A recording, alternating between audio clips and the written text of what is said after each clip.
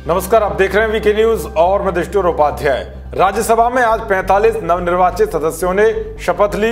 इनमें 36 सांसद वो हैं जो पहली बार राज्यसभा पहुंचे हैं। हाल ही में हुए राज्यसभा चुनाव में 20 राज्यों से 61 सदस्य चुनकर आए हैं, जिनमें से 45 ने आज शपथ ली। इनमें शरद पवार, दिग्विजय सिंह और रामदास अठावले समेत ऐसे 12 सिटिंग सांसद हैं जो आज शपथ ग्रहण का हिस्सा बने। कांग्रेस छोड़कर बीजेपी में गए ज्योतिरादित्य सिंधिया ने भी राज्यसभा सदस्य के रूप में शपथ ली। मैं ज्योतिरादित्य माधवराव सिंधिया, जो राज्यसभा का सदस्य निर्वाचित हुआ हूं, ईश्वर की शपथ लेता हूं कि मैं विधि द्वारा स्थापित भारत के संविधान के प्रति सच्ची श्रद्धा और निष्ठा रखूंगा। मैं भारत की प्रभुता और अखंडता अक्षुण्ण रखूंगा तथा जिस पद को मैं ग्रहण करने वाला हूं, उसके कर्तव्यों का श्रद्धापूर्वक निर्वहन करूंगा। इस दौरान राज्यसभा से एक दिलचस्प तस्वीर भी सामने आई, जिसकी जमकर चर्चा हो रही है। दरअसल जब सभी सांसद शपथ ले रहे थे तो एक मौका ऐसा भी आया जब ज्योतिरादित्य सिंधिया और दिग्विजय सिंह का आमना सामना हुआ।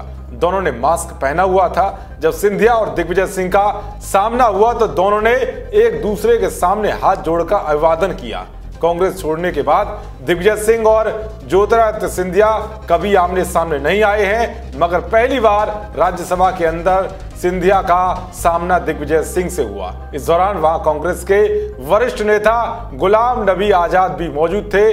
गुलाम नबी आजाद ज्योतिरादित्य सिंधिया की पीठ को थपथपाते हुए नजर आए। राज्यसभा में सिंधिया और दिग्विजय सिंह की ये तस्वीर इसलिए भी खास है क्योंकि दोनों नेता एक ही राज्य मध्य प्रदेश से आते हैं। मध्य प्रदेश की राजनीति में ज्योतिरादित्य सिंधिया को महाराज और दिग्विजय सिंह को राजा कहा जाता है। दरअसल इसी साल मार्च महीने में जब सिंधिया ने कमलनाथ सरकार के खिलाफ मोर्चा खोला तो दिग्विजय ने खुले तौर पर कमलनाथ का समर्थन किया।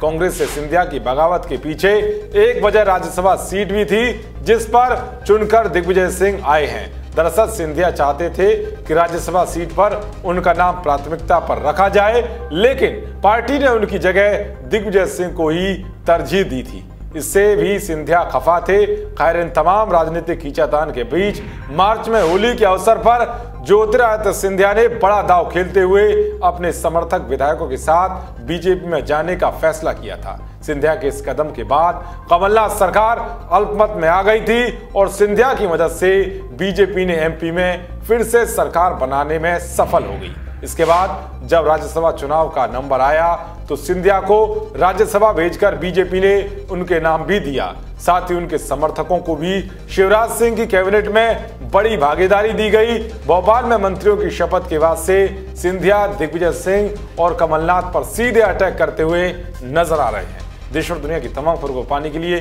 देखते रहिए वीके न्यूज। नमस्कार।